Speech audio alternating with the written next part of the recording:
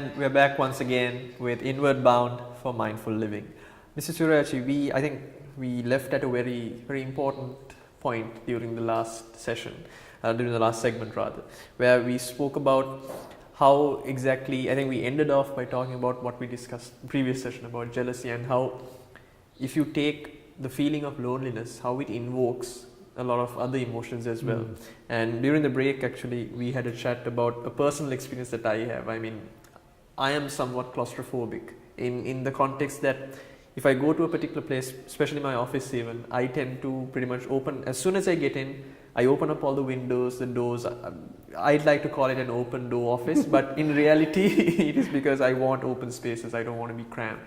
And what I've noticed is, on a personal level, when I feel claustrophobic, when I feel like I'm sort of cocooned and when I'm stuck in a place, I might feel stressed, I might feel anxious, I might feel worried, or even scared at times. That fear sort of envelops you, so many different emotions coming in. And you mentioned that it's much more than that. These are very superficial on a physical level. What other forms are there? I think the phenomenon that you described, feeling tensed, stressed, feeling being frightened, anxious, all these things are coming from the dislike to the present moment. Because if you really look at, you feel helpless in this moment, and it's an emotion. And so if you develop mindfulness, you can see where it is coming from. Right. Where it is coming from. And the other aspect of it is in people's lives, it is inevitable that we have to face loneliness. Now we are trained most of the time to be with people. You know, like kids, we have been taken to the play groups to socialize. I think that's very good. But inevitably, every one of us will one day have to be alone. You know, sometimes in youth, getting into adulthood, we look for a partner to fill that space. And the moment you pick a partner, we are starting the journey to be alone one day. Isn't it? Yeah, that's true. That is the most definite end of a relationship. Whether we like it or not. So shouldn't we train to face that? Because normally we train to meet situations which have a probability of happening. Like for example, companies do fire drills. Because there's a probability of a fire occurring. But this is not probable, this is possible. This is possible, definitely. So take the same thing in an organization. Now, when you go higher, normally what happens is you tend to be away from a day-to-day happening. They say you are more at more strategic level and things like that. But really what happens is when you are a CEO or a top person, all what you have to deal with is mostly the unpleasant, challenging problems. And there's nobody else to tell even. Sometimes you have to make the decision. Nobody wants to make the decision, that's why it has come all the way up to you. I think that's where this whole phrase has been coined, you're alone at the top. So absolutely. And in those moments, how do you deal? Because if you don't learn to tackle this loneliness by developing the ability to be alone, this loneliness will make you very vulnerable. Like for example, people can play on you because then they know that you are lonely on the top. I'll illustrate something very simple that can happen. Because when you are at top, when you are the boss, you end up getting all the problems.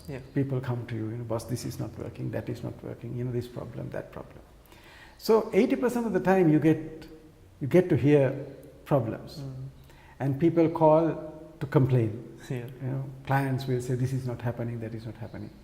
So with all these things you are alone. And once in a way you get some good news. You get accelerated. And people around you notice that You know, when you get this news, his Yeah. mood changes. Yeah.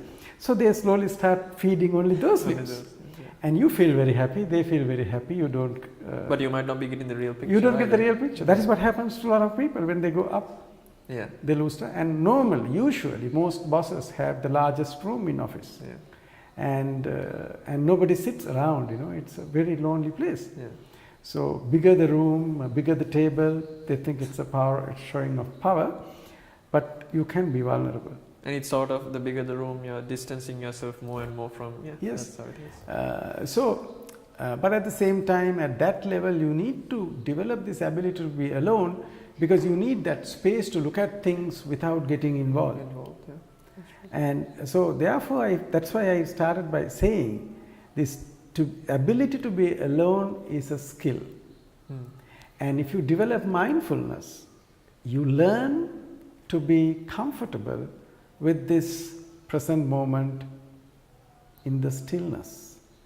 Because in silence, in loneliness, it is this silence that kills.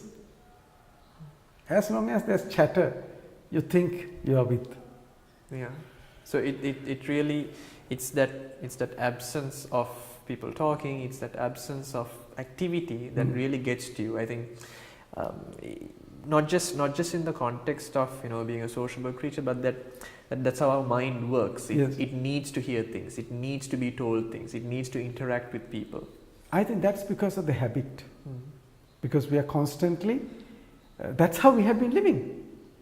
And the omission of that, the removal of that becomes uneasy for us. That's why they suddenly realizes what's happening. Yeah. You know? So I think it's, one way you can say it's our nature, but on another level, I feel it's our conditioning, it's our habit. That's true. You know? So I have seen people, like for example, if you can try this, choose a day where you're not working, maybe at least half a day, to be absolutely silent, without talking, without communicating with using any of these communication tools, and see what happens. Then you realize how your mind really works. And once you stay like that for some time, you realize it's very, very calm. I think that's quite a good takeaway, and something that I'm going to take with me on this particular day as well. And the next time I find a free day, and I urge the audience to do so as well, take half a day without sleeping, though. Yeah, that's right. Because that's a caveat right there. Try to actually not speak and have a day for yourself. Have a half a day at least for yourself. Thank you very much, Mr. Suryaarachi, and thank you for answering that question, the very poignant question that I had in my head also. What's the difference between being alone and loneliness? So until next time, thank you very much to the audience as well for being with us. Goodbye.